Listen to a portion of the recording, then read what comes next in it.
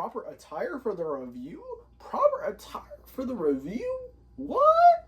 What's going on, guys? Chris here, and today we're going to be reviewing the LCD Soundsystem album, This Is Happening. LCD Soundsystem, one of my favorite bands of all time, is a dance punk and post-punk band from New York, spearheaded by one James Murphy. This is their third record, and what was supposed to be their last record of an original run of amazing albums. I mean, their debut is great, has some of their best songs like Daft Punk's Playing in My House, and I know it's not a part of the original track list, but freaking Losing My Edge might be my favorite LCD Soundsystem song, or one of them. And then you got Sound of Silver, a perfect record, and then you have this record, which is my favorite of their whole discography.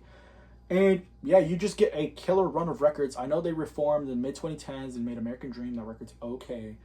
But we're talking about This Is Happening. Now, what I think makes This Is Happening unique is I feel like it's the most LCD Soundsystem-like album.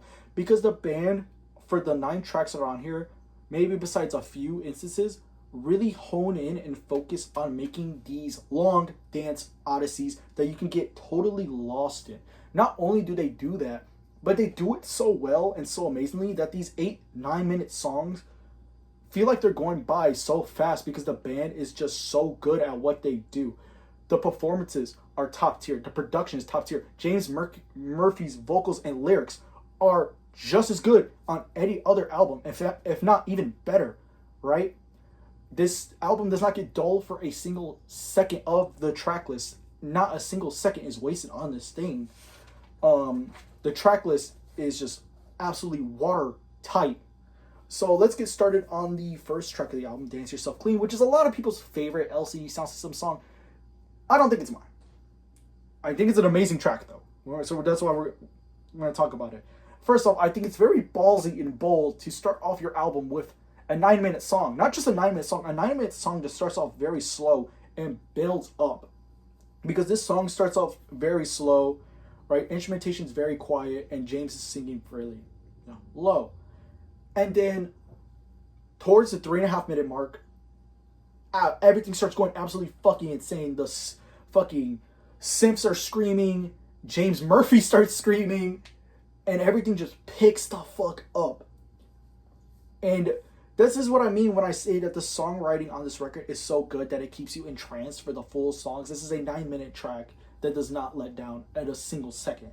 Next up, we have Drunk Girls, which is actually one of the few exceptions to a really long danceable song. Are very long, like, dance odyssey song. This is a very danceable song, but it's really short. But I think it's one of the funnier songs on this album, and one of the more immediate songs. First of all, one of my favorite lyrics on this whole album is on here. Drunk boys keep on pace with the pedophiles. That lyric always gets a laugh out of me, just a little. But yeah, very fun song. Then we get One Touch, which is a very unique song on this track list because of the fact that it's very dark. It gives me a heavy industrial vibe. And it has these very trippy synths, and James is singing at this very low register.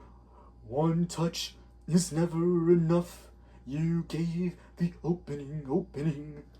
It's a very dark song for this album.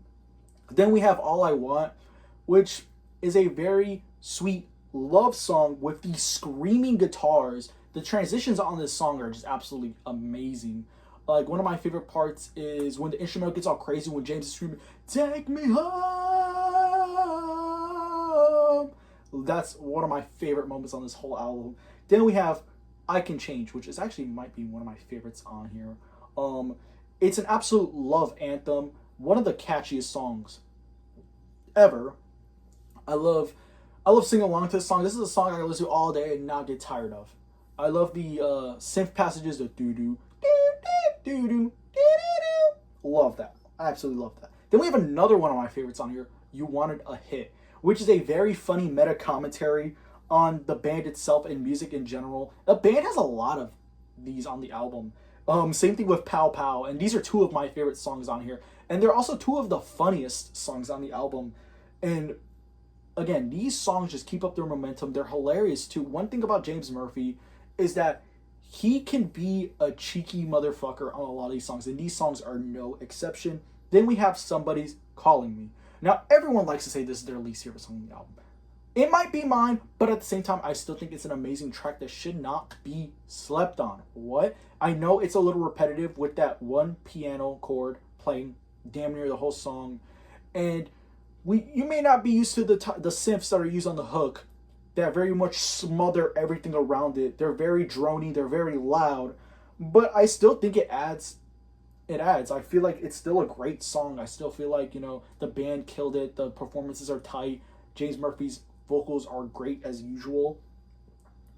And then we end off the record with the track Home. Now, this is genuinely another one of my favorites on here. It's a very bittersweet song that is all about finding comfort, in a situation where you're feeling a heavy anxiety. And it's just a very excellent and perfect way to end off the album.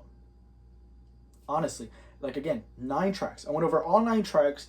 There is not a single moment of this record where it's bad. There's not a single moment that's not absolutely fucking peak performance-wise, singing-wise, instrumentally-wise, production-wise. This album does not get boring.